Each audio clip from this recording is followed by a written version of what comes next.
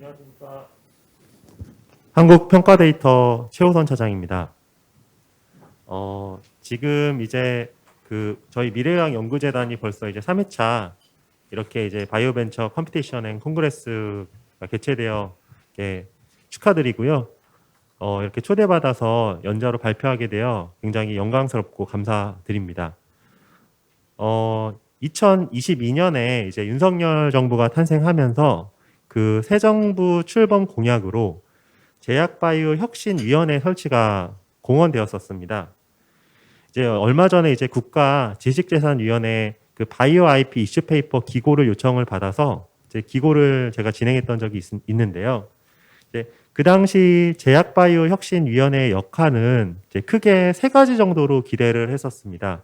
이제 첫째는 제약바이오 주권 확립 및 제약바이오 강국 실현을 위한 컨트롤 타워로서의 기능, 그리고 둘째는 중장기 전략을 수립하고 각 부처의 정책을 조율하는 통합 거버넌스 기능, 그리고 마지막으로 세 번째는 혁신 의약품 개발부터 글로벌 진출까지 일관되고 체계적인 청사지인의 역할이 바로 그것입니다.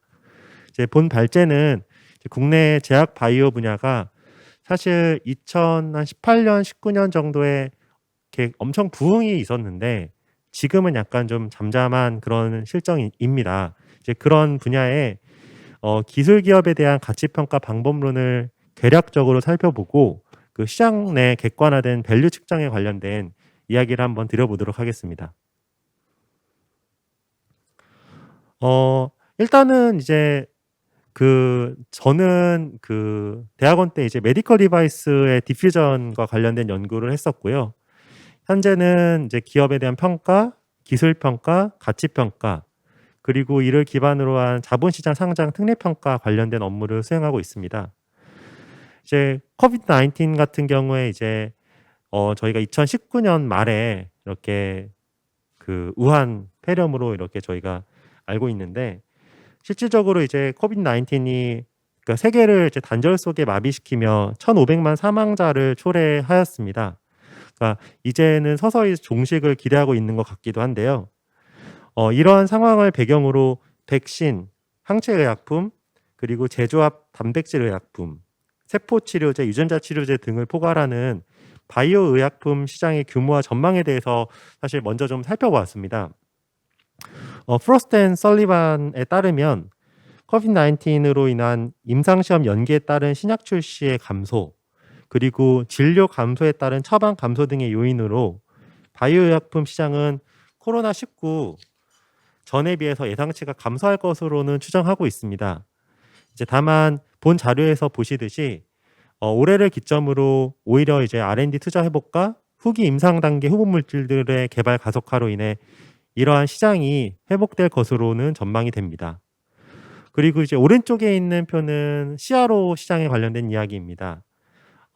이는 이제 신약 개발의 핵심 비즈니스 영역이라고 볼 수 있는데요. 저희가 이제 Contract Research Organization이라고 불리는 임상시험 위탁 연구 기관은 제약 산업의 디스커버리와 디벨롭먼트 단계를 책임을 집니다. 이제 후보 물질 발굴, 전임상 시험, 임상 시험 및 이와 관련된 바이오 분석, 그리고 CGMP 시험, 데이터 관리, 생물 통계, 중앙 검사실 서비스, 약물 감시, 그리고 의료 경제 평가 등을 포함하죠. 이러한 부분에 코비드-19으로 인해 많은 시험들이 중단되었습니다. 그래서 이제 이 시장 전망들은 조금 더 위축되었고 감소되었지만 앞으로 조금 더 성숙된 시장으로 형성될 것이라고 그렇게 생각을 하고 있습니다. 앞서 말씀드린 대로 코비드-19의 등장은 인류를 구하기 위한 다양한 집단의 협업을 사실 가능하게 만들었죠. 그러니까 이에 이제 mRNA 방식의 코로나19 백신 이전에 없던 차세대 백신을 등장을 이끌었습니다. 잘 아시다시피 이제 화이자의 경우 역대 최단 기간인 개발부터 상용화까지 1년 만에 출시가 되었고요. 이러한 신속한 허가를 낸 FDA는 이제 국가 아래 대학, 벤처기업, 대기업, 그리고 정부가 힘을 합쳐 융합해야 함을 보여주었다고 생각을 합니다. 사실은 이러한 부분에 국가 차원의 성장이 사실 제약바이오 혁신위원회가 조금 빨리 만들어져야 하는 이유가 아닐까라고는 생각을 하고 있습니다. 오른쪽에 있는 그 그림은 신약 개발 과정과 관련된 이야기입니다. 사실 이제 기초 탐색 연구부터 임상, 비임상, 임상, 그리고 허가 검토 승인까지는 사실 엄청나게 험난한 여정입니다.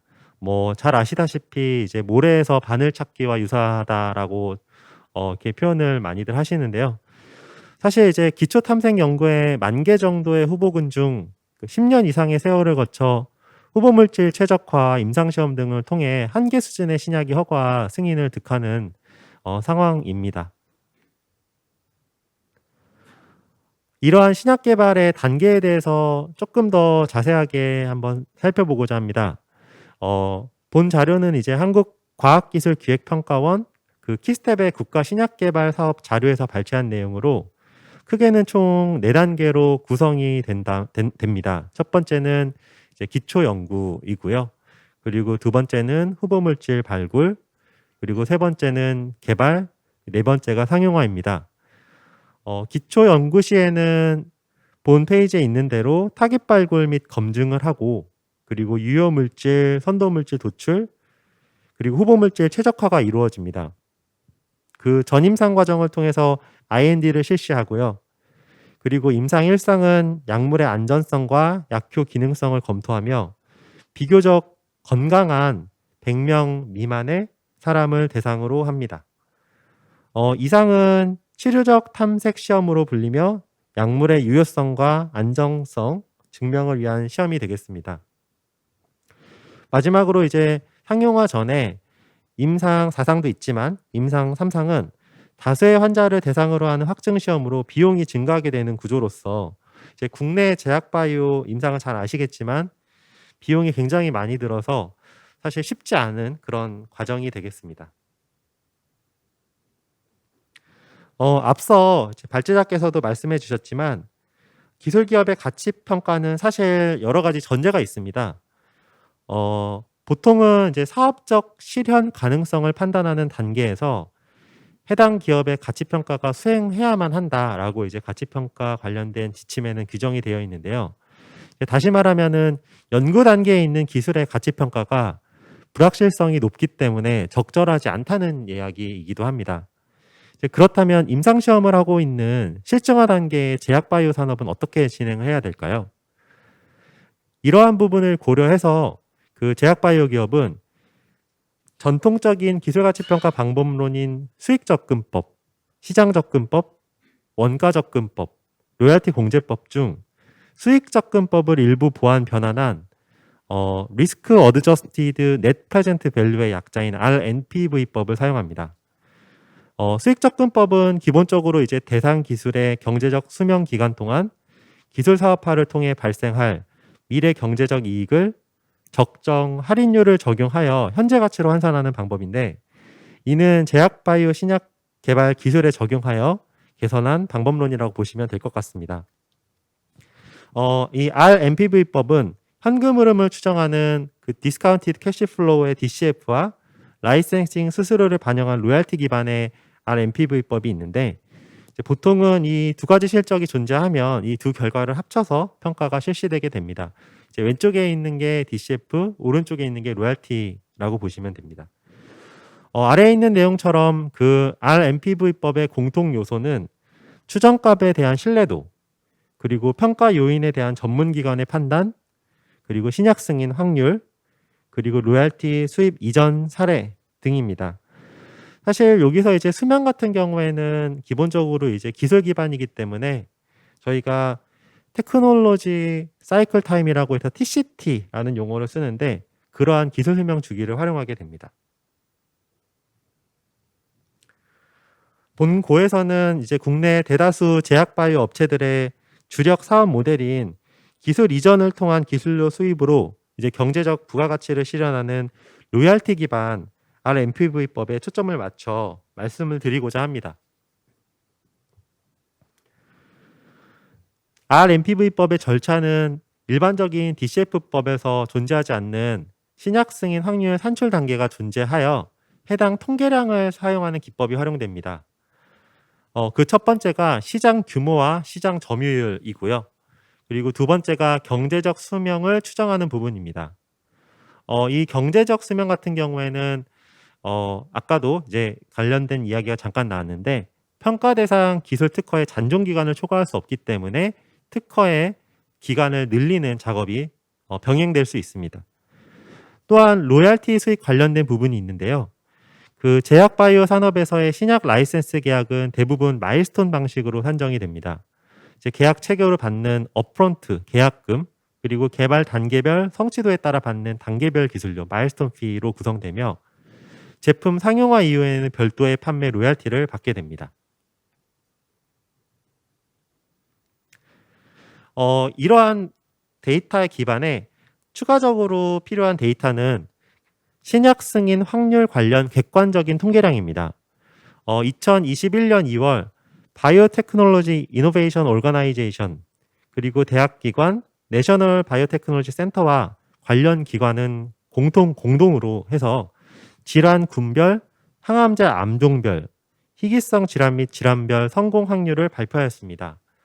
여기서 이제 그 페이즈가 별로 구분이 되어 있고요. 그 페이즈 POS가 그 probability of success의 약자입니다. 그래서 이제 해당 결과는 2021년부터 2020년까지 임상적 신약 개발 성공률을 전부 다 이렇게 경험적으로 합산한 결과입니다. 이 혈액, 감염병, 안과, 소화기내과, 호흡기 등 관련 분야별로 카테고라이제이션이 되어 있죠. 그래서 이 페이즈별로 성공률들을 전부 다 그 멀티플라이해서 최종적으로 나오는 것이 관련 그 분야의 어떤 그 제약 바이오의 성공 확률이라고 이렇게 저희가 활용하게 됩니다.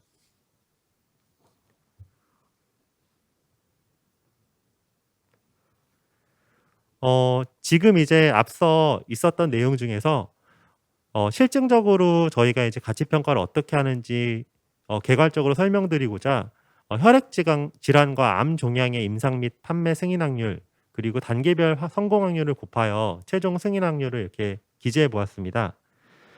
이러한 승인 확률은 그 임상을 통과하면서 전반적으로 높아집니다. 그 상 안에서는. 그러니까 임상 이상에는 48.1%, 임상 상상에는 76.8%, 신약 승인은 그 안에서는 93.1% 이렇게 단계별 성공 확률은 높아집니다. 그런데 이제 전체적으로 총 신약 승인 확률은 혈액 질환 같은 경우는 16.5%로 이렇게 저희가 그 계산을 하게 되었고요. 그리고 암과 종양 같은 경우에는 신약 승인 확률이 3.6%에 불과합니다. 즉 이러한 전체적인 신약 승인 확률은 물론 이것 또한 어떤 그 우리가 적정한 그 안분을 통해서 산출된 시기이기 때문에 이거에 대해서 뭐 논의가 필요할 수도 있겠지만 실질적으로 이러한 확률을 통해서 도출이 된다라는 그런 공감대가 있다라고 이렇게 간주해 주시면 좋을 것 같습니다. 이러한 전임상에서 신약 승인까지는 이렇게 유의미한 정보들을 활용하게 되고 최초의 전임상 통과 확률은 이제 Nature Reviews Drug Discovery에서 How to Improve R&D Productivity라는 어떤 간행물이 있습니다. 거기서 이제 69%로 간주되어 그 수치를 활용하게 되었고요.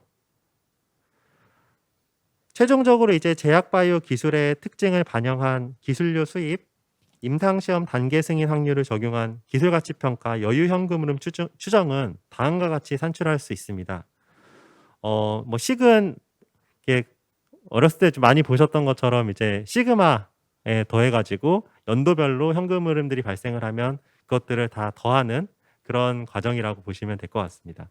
이제 본 자료는 사실 그 산업부에서 기술평가 실무 가이드에 있는 자료로 저희가 넣어놨습니다. 실무적으로 추정 결과를 한번 이제 공유드리겠습니다. 이제 계약 체결을 받는 계약금, 업프론트, 그리고 개발 단계별 성취도에 따라 받는 단계별 기술료, 그 마일스톤 피, 매출 시연의 가능성을 고려하여 그 전임상 단계에서 가치 산출 결과와 임상 3상 단계에서 가치 산출 결과의 비교표입니다.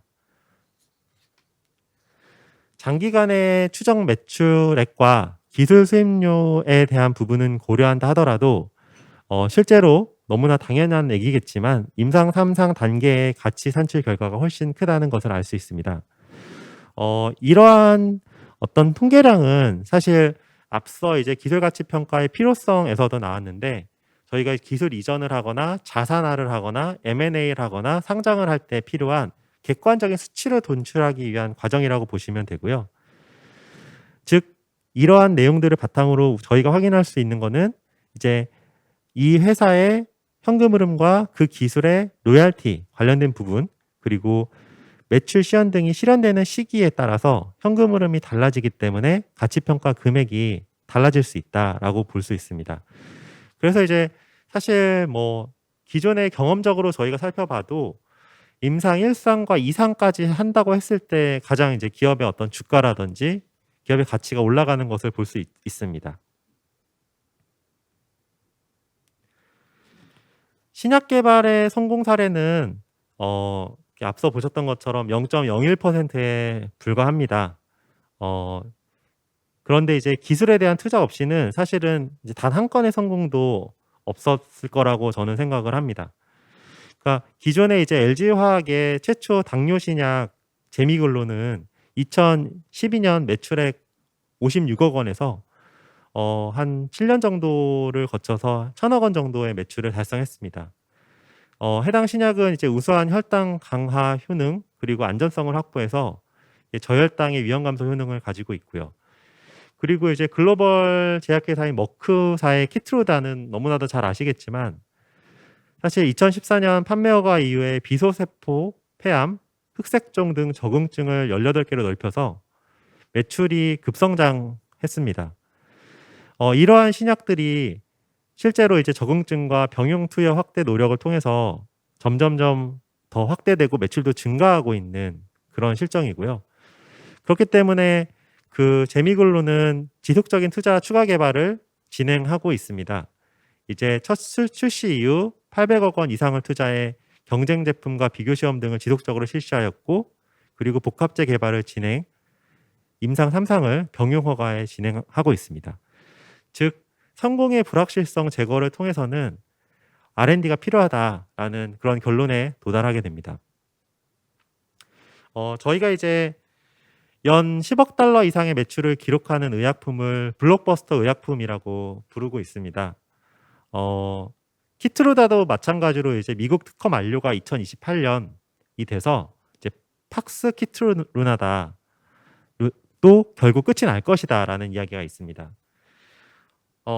지금 이제 저는 그 기술 가치 평가와 관련된 내용으로 이렇게 말씀을 드렸지만 사실 한국의 제약 바이오 산업의 육성과 그리고 국가에 대한 기여를 위해서 지금 이렇게 미래의학 연구재단이 설립되었고 확장되고 있다고 생각을 합니다.